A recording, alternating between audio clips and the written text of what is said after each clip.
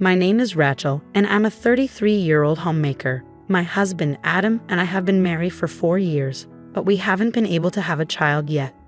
We're undergoing fertility treatments, but conceiving has proven difficult. One day, as I was returning from the grocery store, I noticed a little girl, a complete stranger, squatting in front of my house. I wondered why she was outside in the cold, winter weather without a coat, so I approached her and asked, "Are you waiting for someone? Can you tell me your name?" "Selena." "Selena. Okay. Where's your mother?" "Mommy went somewhere," she replied. "Are you lost? What's your mother's name?" "Mary." "Mary?" My heart sank. Mary, the sender of the letter, was my older sister. She had left home at 20 and never returned. It's been nearly 17 years since we last saw her. As a teenager, she often ran away, got into trouble with men, and caused financial and emotional strain.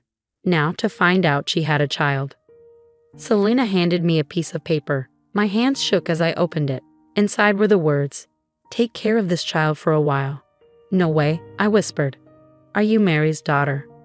"Mommy said to stay here because you're her sister," Selena explained. I took her hand and led her inside. She was freezing and trembling. I wondered how long she'd been outside. Mary had always been an irresponsible sister, but leaving her child like this was shocking. I'd always wanted a child, but couldn't have one. Pushing aside my feelings, I turned on the stove and wrapped Selena in a warm blanket. "Selena, are you hungry?" "Yes, I haven't eaten anything since yesterday." "You haven't eaten?" My concern deepened. "I'll get you some food right away." I heated up some pumpkin soup for her. Yesterday, I made some pumpkin soup and gave it to Selena right away. It was her first time trying it, and she eagerly drank a lot, clearly enjoying the taste. "This is delicious, it's really good," she exclaimed with a big smile. I was delighted to see her enjoy the soup so much, but it also saddened me, as I wondered what kind of meals she was used to.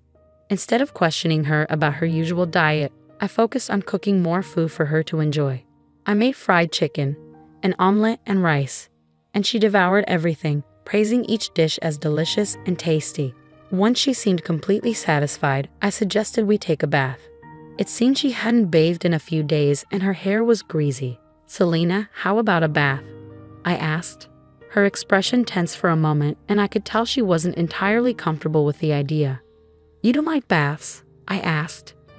"No, it's fine," she replied hesitantly. I hurried to the bedroom to find some smaller clothes for her to wear as pajamas.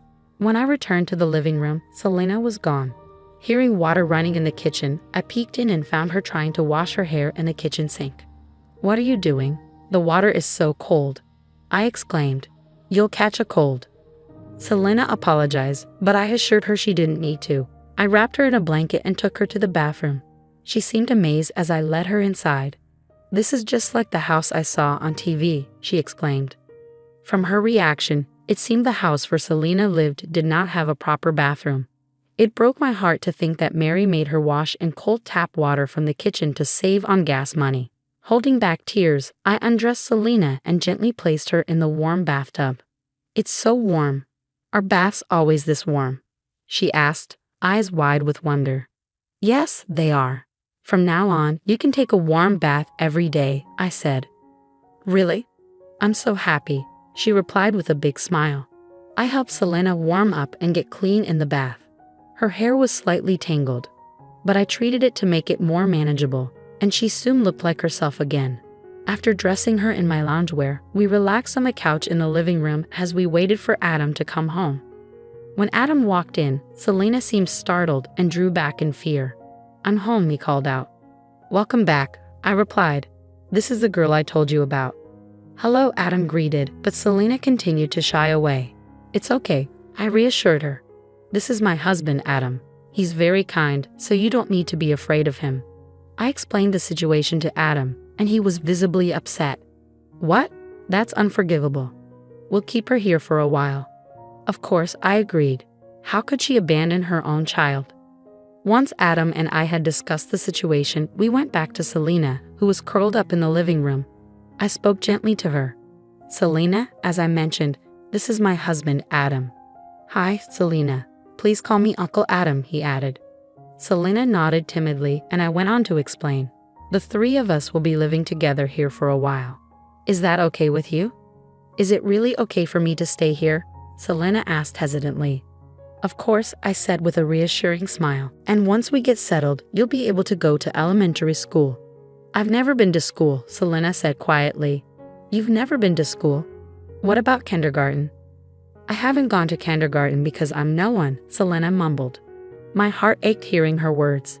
She was too young to understand why she might feel this way. I decided not to press her further that day and let her rest instead. The next day, we would find a way to help her adjust to her new life. I informed my parents about Selena's situation, and they rushed over to see us. Upon meeting Selena, they introduced themselves as her grandparents, Grandma and Grandpa, and enveloped her in a comforting hug. Selena seemed puzzled but happy, as if she had never realized she had grandparents before. After entrusting Selena to my parents' care, I headed to City Hall to obtain Mary's family records. To my surprise, Mary was unmarried, and there was no record of any children. It appeared that Selena's birth had never been officially registered, making her essentially a non-existent child who never received any formal notices, such as enrollment for elementary school. This revelation shed light on why Selena referred to herself as no one. After consulting with various authorities, including the Child Consultation Center and the municipal office, we finally managed to establish Selena's family register. I happily informed her, Selena, now you can go to elementary school. I'm so happy for you. By this time, it had been over a month since Selena came to live with us, but she hadn't opened up much. She always seemed skittish, especially whenever Adam or I moved.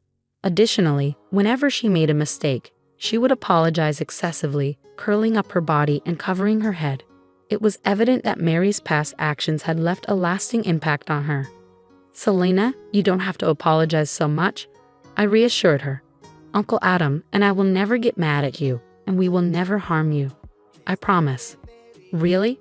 Selena asked with a glimmer of hope. Of course, I replied sincerely. I made a promise, but despite that, Selena's shyness persisted.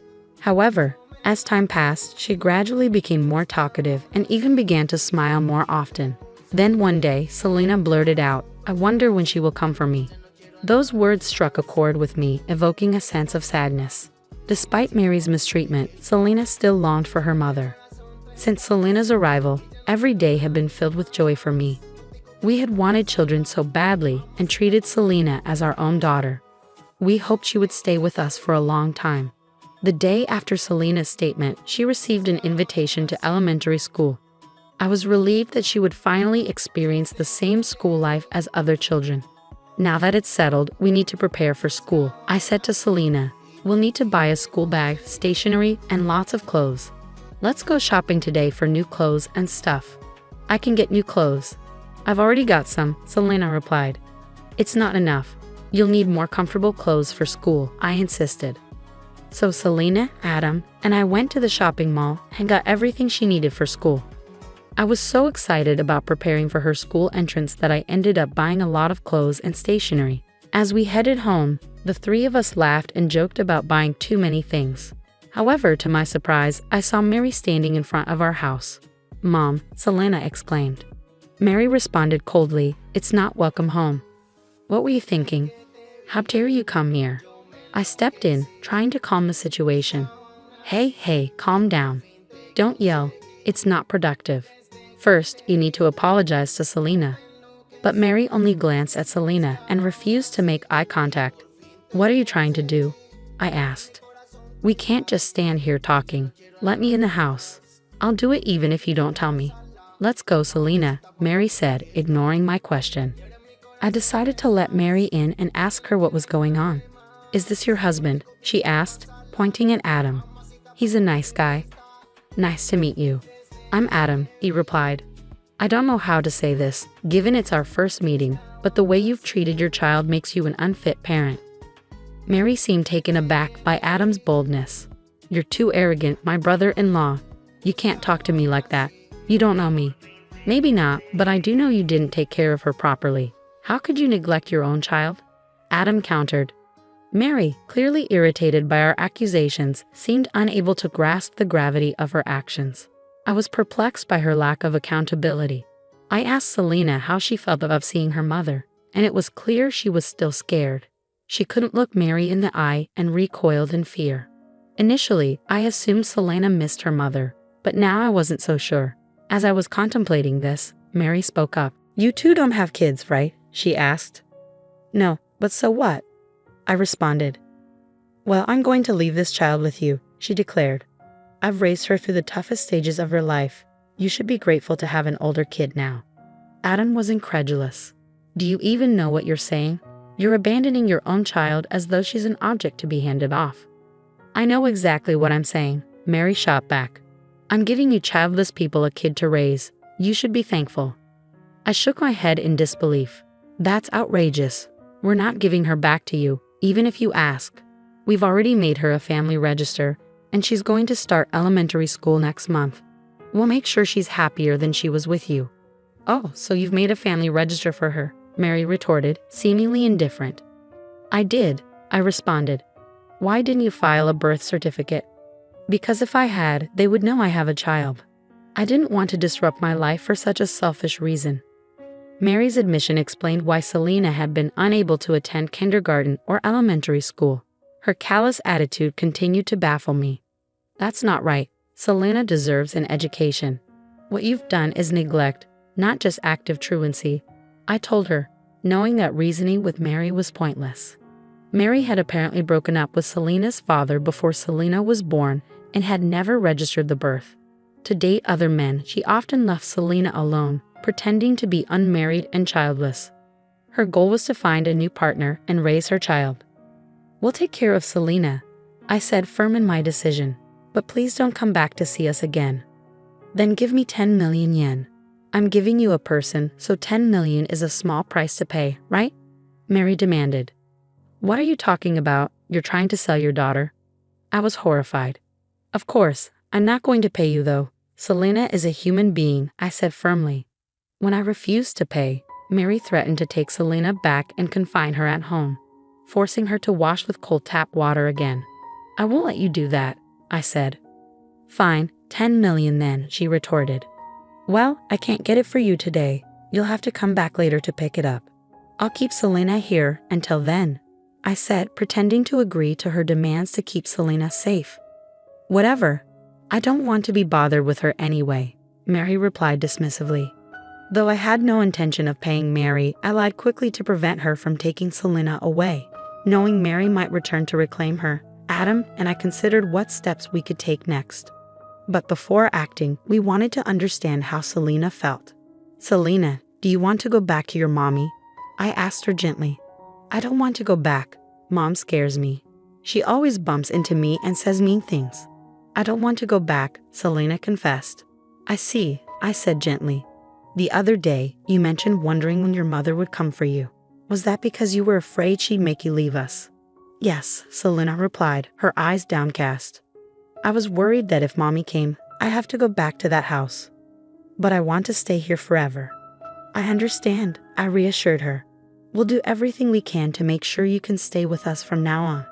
With Selena's feelings clear, Adam and I decided to investigate Mary's background further. We contacted an investigative firm known to Adam and discovered Mary was now engaged to a successful lawyer. We formulated a plan to keep Mary from taking Selena away and worked discreetly to prepare everything. A week later, when everything was set, we informed Mary that we had the money and invited her to our home for the exchange. During the meeting, I had my parents care for Selena. When Mary arrived, she immediately asked if I had the money.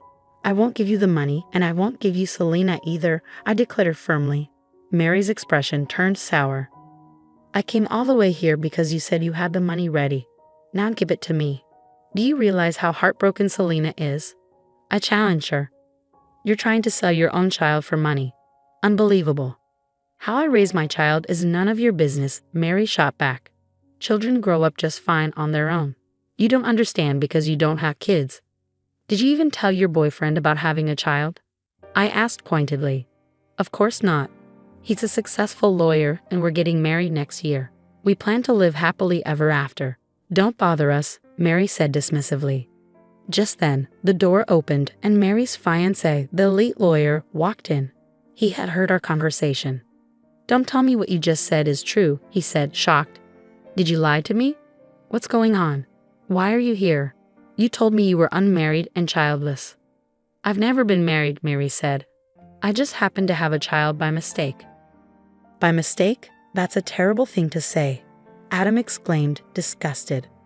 The lawyer confronted Mary. I was about to marry you without knowing you cheated on me. Of course, I'm breaking off the engagement. You lied to me, so you'll need to pay me alimony. Wait, broken engagement alimony? Please don't leave me, Mary pleaded. Shut up. I can't marry a woman who treats her child like that. I don't even want to see your face, the lawyer replied, turning his back on her. Mary turned to me, her eyes filled with anger. Rachel, you brought him here. Why did you do this to me? Because I knew I couldn't handle it the usual way. I'm going to discuss Selena's case with this lawyer, I explained. I was suspicious, but after hearing your words today, I realized the truth. From now on, this lawyer will represent me and my family. You'll regret making an enemy of a lawyer, Mary threatened. Soon after, a police officer arrived at our house. I had previously reported Mary for child abandonment, and authorities had secretly recorded our previous conversation. I also informed them of her visit that day. Mary was taken into custody for child neglect and abandonment, facing a stint behind bars. Although it was a lengthy and complex process, Selena was eventually allowed to stay with us permanently. The lawyer demanded compensation from Mary for breaking the engagement, and she faced legal consequences. After her release from prison, Mary lost both her fiancé and Selena. Additionally, she had to work hard to pay the alimony and child support, which took a toll on her appearance and ability to attract men. Recently, she stormed into our house, crying and demanding Selena back. She's my baby. Give her back. What are you talking about? Selena is ours now. I won't let you take her back, I told Mary firmly. No, not mommy. Uncle and auntie are mommy and daddy, Selena chimed in. Mary, rejected by her own daughter, walked away in despair. I vowed never to let her regain custody of Selena. Mary would have to reflect on her actions alone. Meanwhile, Adam and I have stopped our painful infertility treatments. The three of us now live our days filled with laughter and joy. I'm grateful for the happiness Selena has brought into our lives, and I hope to spend the rest of my life giving her all the love I can.